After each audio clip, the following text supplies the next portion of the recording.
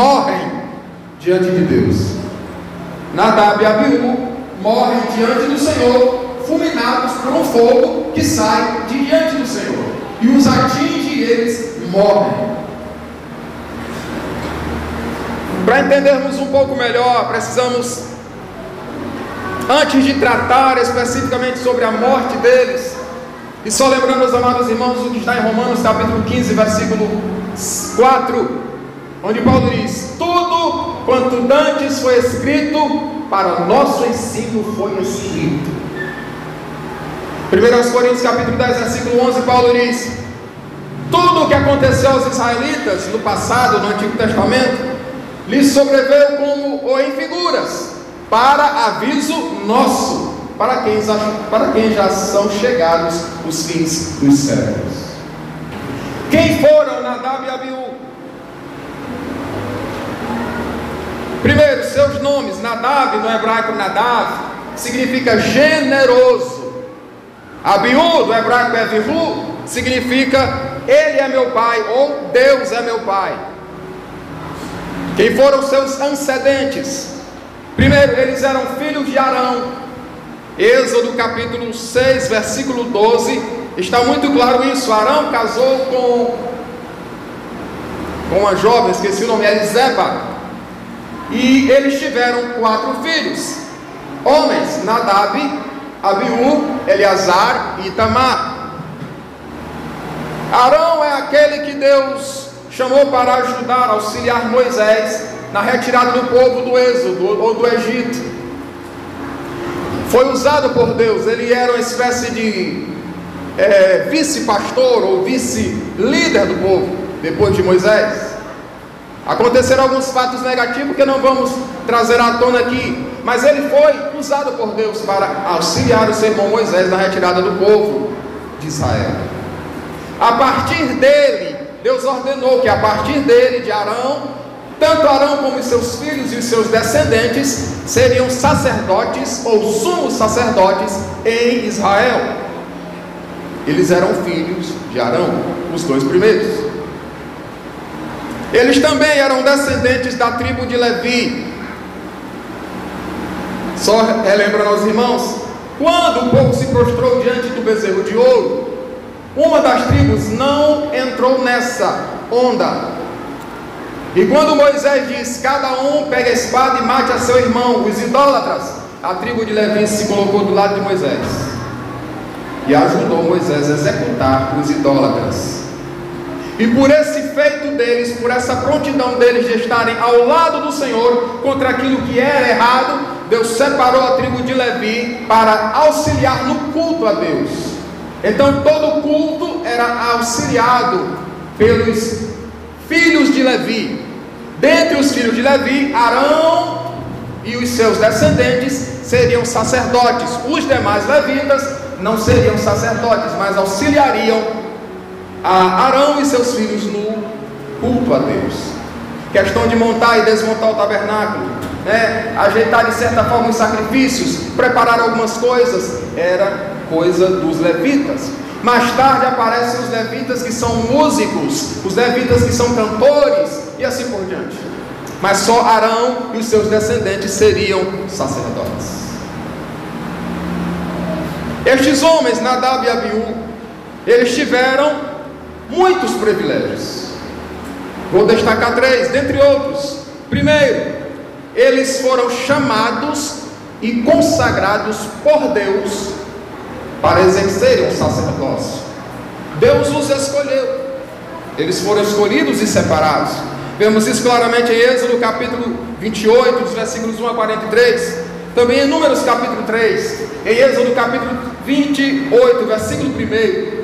A Bíblia diz: Deus ordena a Moisés: toma Arão e a seus filhos, Nadab, Abiú, Eleazar e Itamar, separa eles da tribo de Levi, separa eles de entre o povo de Israel, para que realizem o sacerdócio diante do meu povo. Foram chamados por Deus. Isso é um privilégio. Nem todos são chamados assim para esse ministério. Por exemplo, nem todos são chamados para ser pastor hoje. Ser chamado por Deus para ser um ministro é um privilégio. Eles tiveram um privilégio. Segundo, eles viram a glória divina, a manifestação da glória divina.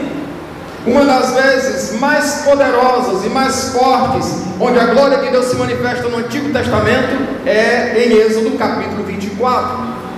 E Deus ordena a Moisés e disse: olha, Moisés, tu vais subir no monte, eu vou me manifestar no cume do monte Sinai. Você chama o seu irmão Arão e os filhos dele, Nadab e Abiú. A início só esses dois, e mais 70 anciãos do povo de Israel, os líderes. E vocês vão subir ao monte. O povo vai ficar no pé do monte. Vocês vão subir até certa altura do cume, e eu vou manifestar a minha glória. Depois eles vão descer, e só você, Moisés, vai subir ao cume do monte. São níveis, símbolo de níveis de relação ou de relacionamento com Deus. E assim acontece. No versículo 10, a Bíblia diz que eles, Arão, Moisés, Nadab e Abiú e 70 anciãos de Israel, viram o Deus de Israel. O monte tremia, fumegava, havia vozes, relâmpago, trovão. E o povo chegou a dizer: olha, Moisés, não fale Deus conosco, mas fale Deus contigo, e tu transmite a nós. Tamanho foi a manifestação tremenda da glória de Deus naquele momento. Nadab e Abiú estavam ali. Isso foi um privilégio. O terceiro privilégio que quero destacar daqueles homens é que eles testemunharam a aliança, o pacto ou o acordo que Deus fez. Êxodo capítulo 24 ainda. Moisés escreve num livro todas as palavras de Deus, depois faz a leitura para o povo, e aí no versículo 7 Moisés pega o sangue de alguns sacrifícios, esparge sobre o povo e diz: esse sangue é testemunho ou testemunha entre a aliança que Deus faz com vocês e que vocês fazem com Deus. No versículo 8 o povo diz: amém, nós faremos e obedeceremos a Deus em tudo. E aí Deus manifesta-lhe a sua glória. Aqueles homens, Nadab e Abiú, tinham muitos privilégios. Além de ver o seu pai, a sua tia Miriam, o seu tio Moisés atuarem, eles presenciaram, por exemplo, a manifestação do envio das pragas sobre o Egito, quando Deus arrasou com o Egito e expôs ali e colocou por terra os deuses do Egito, mostrando que só Ele é Deus verdadeiro e poderoso. Eles presenciaram estas coisas. Mas não basta ter privilégios. Diante de Deus é preciso se aproximar com respeito, reverência, sabendo, entendendo, compreendendo que Ele é santo, separado do pecado, separado do erro. Ele é sublime, é majestoso. Conforme disse Paulo, Ele mora, habita numa glória inacessível. Quando Moisés o viu pela primeira vez e Deus se identificou como Senhor, ele cobriu seu rosto, e o texto diz, Êxodo 6:3, para não olhar para o Senhor. Manifestação de respeito, de reverência, de reconhecimento de quem Deus é. Não basta ter privilégio, não basta nascer numa família de cantores ou de levitas, não basta ser de uma linhagem de pastores, não basta ter oportunidades diversas para ministrar, para cantar, para atuar na igreja, no culto. É preciso se aproximar de Deus com respeito, com reverência, sabendo que Ele é santo. A trágica morte de Nadab e Abiú. Primeiro, a atitude errada de Nadab e Abiú.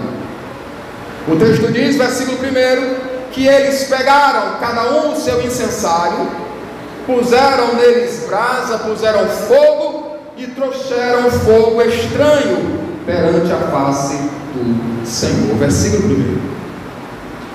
E o texto, versículo 1, encerra dizendo: o que Deus não lhes ordenara. Levaram diante de Deus fogo estranho, aquilo que não é usual, daquilo que não é convencional, daquilo que não estava, por assim dizer, no script da adoração ou do culto. Pegaram fogo estranho e levaram à presença do Senhor. Talvez uma ideia interessante, talvez uma inovação, talvez algo que tivesse imaginado, não, isso aqui Deus vai gostar. Não, essa novidade aqui vai bombar, vai dar certo, essa novidade vai atrair ao povo. E com isso ofereceram algo, diz o texto no versículo 1, encerrando, o que Deus não lhes ordenara. Qual foi a essência do ato ou do pecado de Nadab e Abiú? Os estudiosos, os teólogos divergem sobre o que seria. Alguns apostam que foi o fogo tirado do lugar errado, porque o fogo deveria ser tirado do altar do sacrifício, uma brasa, colocado no incensário, então levado até a presença de Deus, conforme Êxodo 6:12. Alguém diz que foi oferta oferecida fora do momento, porque cada coisa tinha o seu momento, como há tempo para tudo, inclusive no culto, na nossa liturgia. Momento para o louvor, momento para a oferta, momento de oração, momento da exposição da palavra.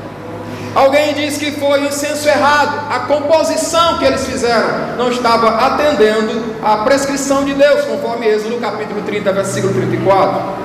Alguém diz que foram os incensários errados, porque o versículo 1 diz que cada um tomou o seu incensário, o seu próprio incensário, e não os que eram usados no serviço a Deus.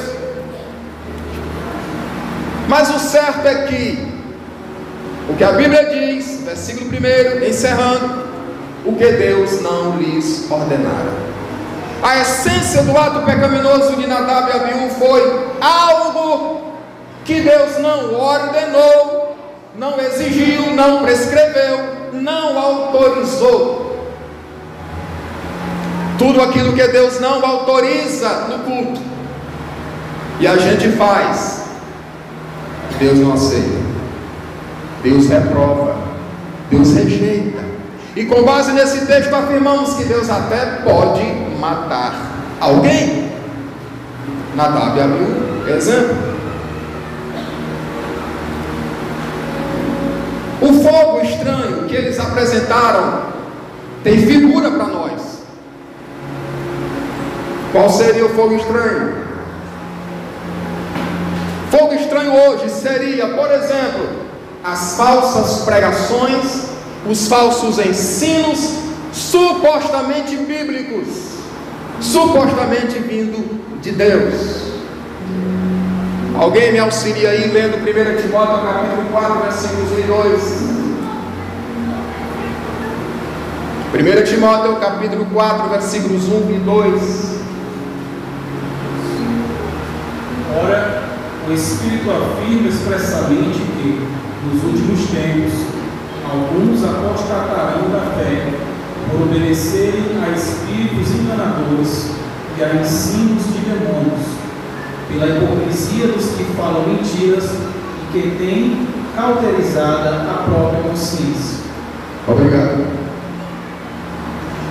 Paulo, escrevendo a Timóteo, diz: o Espírito expressamente diz, o Espírito fala de maneira forte, que nos últimos dias vai acontecer isso. Isso aqui é verdadeira profecia, não é invenção de homem, é profecia. Alguns, não todos, apostatarão da fé, abandonarão, deixarão, negarão. Veja que o texto está dizendo: alguns apostatarão da fé. Não está tratando, não está falando de alguém que nunca teve fé, mas de alguém que um dia já teve fé em Deus. Alguns deles apostatarão, negarão. Como? A Bíblia vai dizer: dando ouvidos a espíritos enganadores e a doutrinas de demônios. Está acontecendo, irmãos, nos arraiais cristãos, em muitos lugares. Pessoas que vão às plataformas, púlpitos, reuniões, eventos em nome de Jesus, estão sendo usadas por espíritos enganadores e estão infiltrando no meio do povo doutrinas ou ensinamentos de demônios, ensinamentos do inferno. E como isso acontece? Pela hipocrisia de homens que falam mentira. Existem pessoas que mentem, existem pessoas que são hipócritas, e isso, se acontece no meio de uma congregação, é perigoso, porque esse tal que é hipócrita, esse tal que é mentiroso, tem o costume de fazer isso, ele está vulnerável a ser instrumento do diabo para disseminar ensinos, ideias erradas. Pela hipocrisia de homens que têm a sua mente cauterizada, a mente deles não é mais sensível a nada. Inventa, por exemplo, uma profecia, muita gente acredita e ele pensa, deu certo. Se muita gente acreditou é porque é de Deus. E vai indo se aprofundando no erro.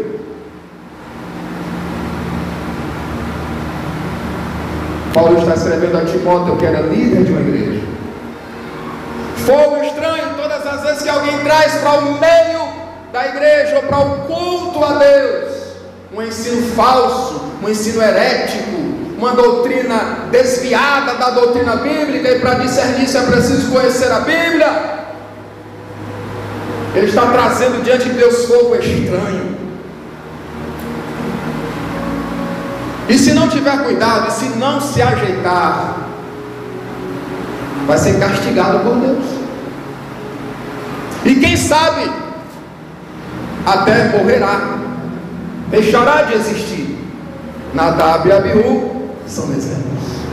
A irmã Pereira Mardeu no mapa, porque na época da graça. Lembro de Ananias e Safira, na época da graça, capítulo 5 de Atos, morreram por mentir ou tentar mentir ao Espírito Santo e à igreja. Tempo da graça. Daqui a pouco eu vou citar 4 tipos de morte que essa pessoa está vulnerável. É fogo estranho. O que é fogo estranho? Fogo estranho também pode ser falsas canções, falsos hinos, falsas poesias melódicas, que são supostamente cristãs. E agora, quando você vê o nome gospel junto a uma canção, fique desconfiado, porque o gospel, que começou até bem, já se desviou de Deus e da Bíblia faz tempo. São canções que falam de tudo e dá a você uma falsa ideia de que está falando de Deus, mas nem o nome de Deus cita. São canções cujos autores ou escritores são mundanos, são profanos. Muitas músicas que têm sido trazidas à igreja brasileira é um plágio de músicas populares, de hits que estão disparados. Todas as vezes que trazemos para o âmbito do culto a Deus uma canção que não é genuinamente bíblica, que realmente não é para Deus, e hoje foi ministrado aqui canções que é exemplo de adoração a Deus, louvamos a Deus por isto, mas todas as vezes que trazemos algo diferente, estamos apresentando diante de Deus fogo estranho. Salmo 51, versículo 15, o salmista diz assim: abre, Senhor, os meus lábios, e a minha boca entoará o teu louvor. Uma paráfrase. Davi está dizendo assim: Senhor, coloque na minha boca as palavras certas para que eu te louve. Salmo 22, versículos 22, 23 e 25, especialmente o 25. Salmo 22, 25, o salmista diz: eu te louvarei diante da congregação com o louvor que vem de ti. Como assim? É Deus que inspira, coloca na nossa mente, no nosso coração, e esse louvor volta para Deus como rendição, com ação de graças. Você está entendendo? Diga amém. Amém. Qualquer canção que não obedeça aos padrões divinos de adoração e de louvor é a apresentação de fogo estranho. Irmão, por favor, Na sua casa você pode ouvir qualquer estilo de música gospel que você desejar, mas no âmbito do culto a Deus tem que ser como Deus determina, Deus exige. Ou eu pedi, porque se não for, Ele não aceita, Ele reprova, Ele rejeita, e o culto é em vão. Muitos eventos acontecendo em nome de Deus, até em igrejas, reúnem o povo supostamente para um culto, para adoração a Deus, e cantam, e gritam, e pulam, e se emocionam, e não passa disso. Não há quebrantamento verdadeiro, não há choro verdadeiro, não há avivamento, não há mudança.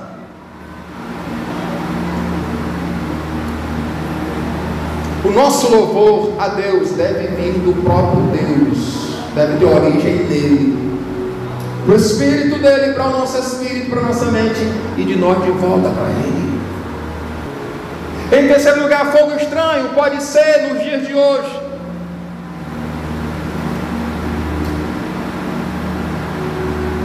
As falsas profecias, revelações, as supostas manifestações dos dons espirituais, ou dos dons de Deus, profecia, revelação, especialmente. Quem encontrar, leia para mim, por favor, Jeremias capítulo 23, versículos 31 e 32. Jeremias 23, 31 e 32.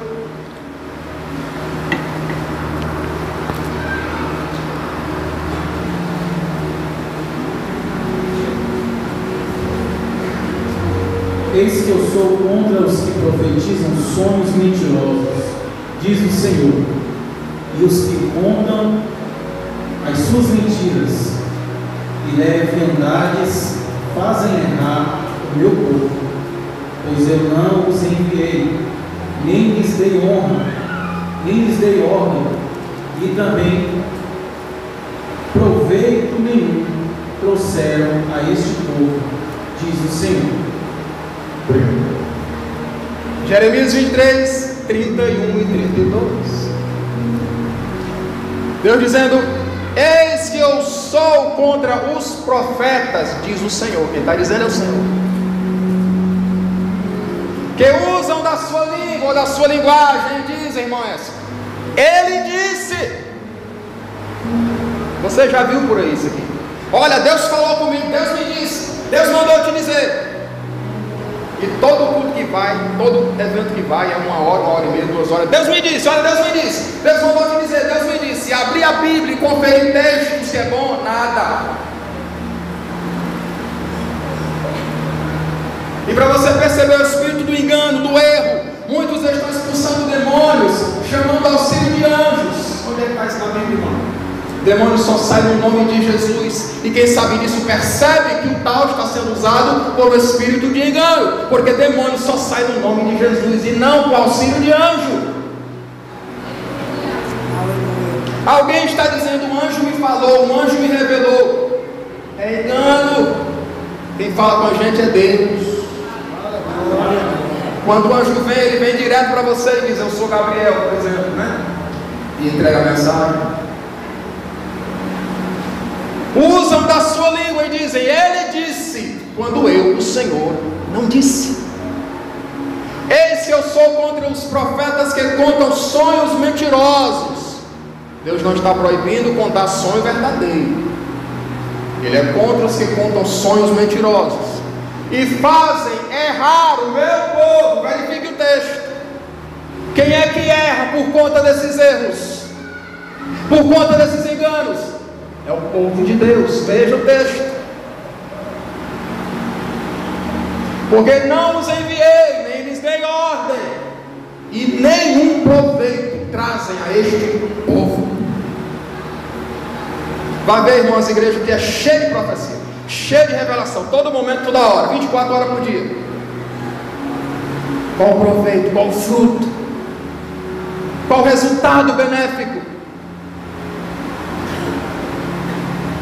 Todas as vezes que trazemos para o âmbito do culto a Deus uma falsa profecia, uma falsa revelação, é a apresentação de fogo estranho, e quem está fazendo isso está em perigo.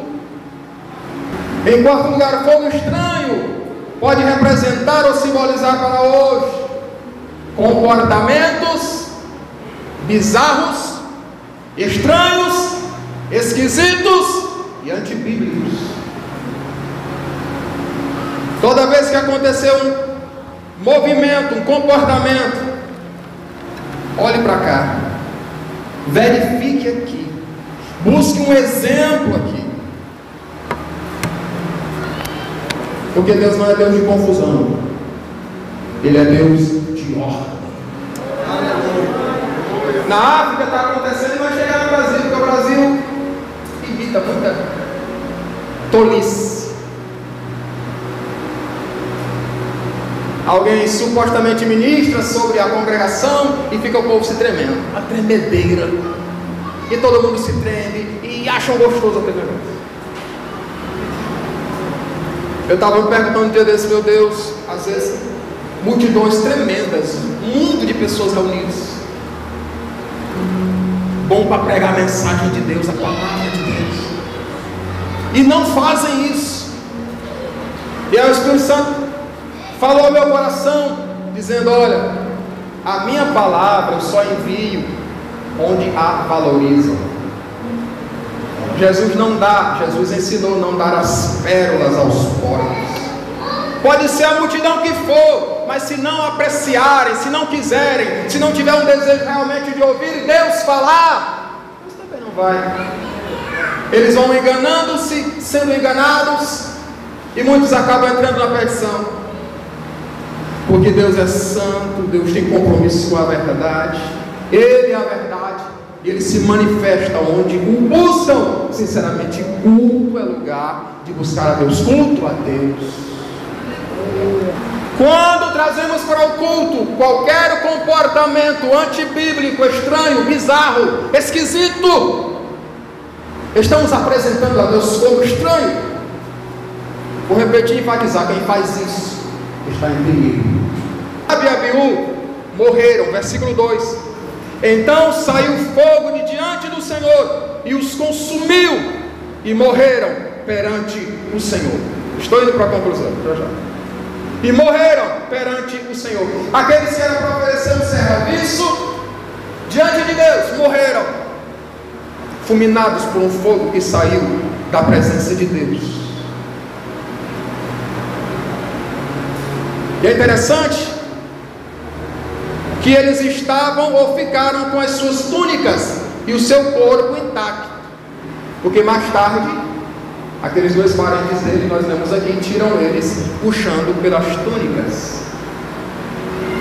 Eles foram queimados pelo fogo de Deus, mas não foram carbonizados, ou melhor, incinerados.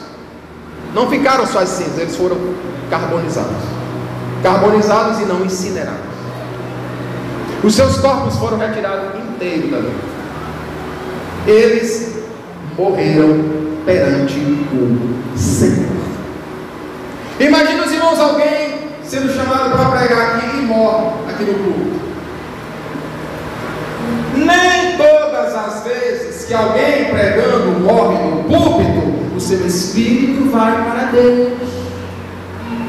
Imagina alguém entrando, sendo chamado para cantar a Deus, louvar a Deus, e morre.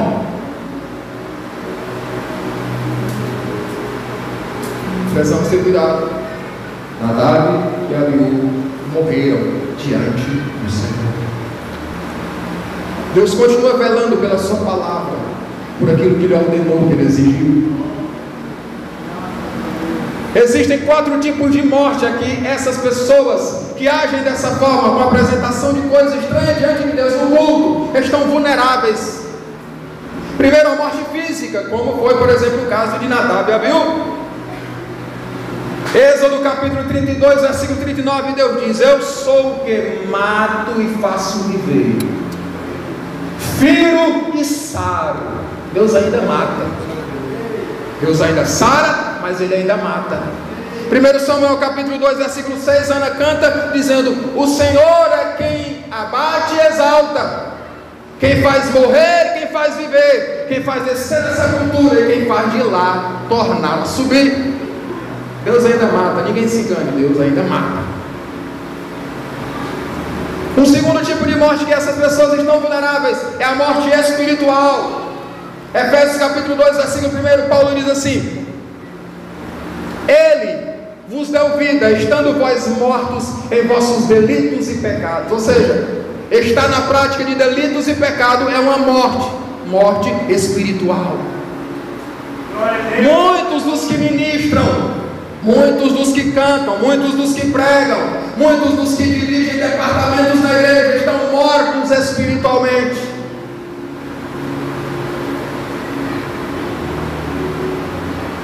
Cuidado com a apresentação de fogo estranho. Terceiro tipo de morte moral, baseado nas palavras de Jesus em Mateus 5:13. Jesus diz: vós sois o sal da terra, e se o sal se tornar insípido, não presta mais para nada, senão para ser lançado fora e pisado pelos homens. Morte moral. E o quarto tipo de morte a que essas pessoas estão vulneráveis é a morte ministerial. O ministério acaba, definha, fica travado, não vai para lugar nenhum mais. Lembram de Eli? Deus falava com Samuel, que era aprendiz de sacerdote, mas não falava com Eli, que era o sumo sacerdote. Morte ministerial. Lembram de Saul? Ungido por Deus para ser rei de Israel, mas terminou governando sozinho, porque no meio do caminho desobedeceu a Deus, clamou a Deus, fez consulta a Deus, e Deus não lhe respondeu. Morte ministerial. Aqueles que apresentam diante de Deus fogo estranho, que se atreve a fazer isso, morrem moralmente, ou espiritualmente, ou ministerialmente, quem sabe até fisicamente. Se você puder, fique de pé em nome de Jesus.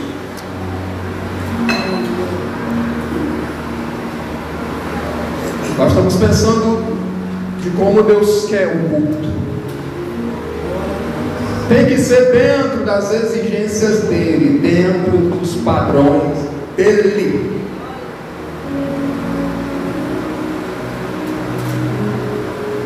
Versículo 3, nós temos um lembrete de Moisés. E eu vou encerrar aqui. Moisés diz assim, depois que aqueles dois jovens morrem: isto é o que o Senhor falou. Deus já havia dito, Deus já havia falado, Deus já havia avisado, dizendo: serei santificado naqueles que se cheguem a mim, e serei glorificado diante de todo o povo. Deus estava dizendo: quer ministrar, quer cantar, quer cultuar, quer adorar, quer fazer algum serviço para mim, quer se aproximar de mim, quer dizer que é meu, quer dizer que é usado por mim, eu vou mostrar a minha santidade em você, deixando você viver ou matando você. Quando o sacerdote era morto, o sumo sacerdote, ele entrava numa cova, né? Está lá no texto bíblico. No dia do perdão, o dia nacional, era o único dia em que o sumo sacerdote entrava lá no Santo dos Santos, para ungir aqueles utensílios, oferecer incenso e falar com Deus. Todo o povo ficava lá fora. Não era como hoje, que o povo entra na igreja, ficava lá fora. O sacerdote vinha, fazia todo o serviço dele e depois saía. E quando ele saía com vinho em paz, aí levantava as mãos, abençoava o povo, aí o povo glorificava, festejava, e aí era dias e dias de festa. E se ele morresse, os sinos na sua veste parassem de tocar, de soar, então ele era puxado, o povo entendia que ele havia sido morto por dentro do tabernáculo, ele era puxado por uma corda. Moisés está dizendo: olha, Deus avisou, Deus disse, Deus falou, e não deram ouvidos. Aqueles que se aproximam de Deus precisam entender que Ele é santo. Inovação não, invenção não, mentira não, engano não, porque Deus é vivo. Deus está vivo. Na abertura da festa da igreja, no final de semana passada, no primeiro dia, irmãos, estava uma inquietação insuportável ali atrás. E eu pensando, meu Deus, nós estamos no culto. No domingo, a mesma coisa. O pastor teve que trazer aqui uma advertência, um lembrete, seguro, firme, mas muito necessário. Principalmente lá atrás, estava uma irreverência. É a palavra, irmão, que eu tenho que dizer, é irreverência. Muita gente distraída, gente que saiu, usando a expressão exagerada, 300 vezes. E às vezes, por favor, os irmãos me entendam, os pais entendam, por favor. Às vezes a inquietação de uma criança pode não ser normal. Principalmente no âmbito do culto. A gente vê o culto no Antigo Testamento, por exemplo, capítulo 8 de Neemias, está todo mundo lá, inclusive criança de colo, louvando, adorando. E a gente percebeu como Deus queria agir naquele dia, e agiu. Deus libertou vidas, Deus falou. Mas é preciso estar atento. Tem muita gente aqui que recebeu de Deus dons, talentos, discernimento de espírito, visão, revelação. Meu filho, seja usado por Deus para fazer a obra de Deus, para travar qualquer obra do diabo. Nós estamos em um culto a Deus, e o culto a Deus deve ser como Ele exige. Não basta os meus dotes, a minha inteligência, as minhas ideias, tem que ser como Deus determina. Aleluia. Eu tive uma ideia interessante, mas será que Deus aprova? Será que está de acordo com Deus? Nadab e Abiú morreram, tiveram seu ministério findado na inauguração, não deixaram filhos, nem constituíram família, e ainda ficou como um mau exemplo para Israel. Pelo menos 3 vezes a Bíblia lembra isso. E Nadab e Abiú morreram perante o Senhor porque ofereceram fogo estranho.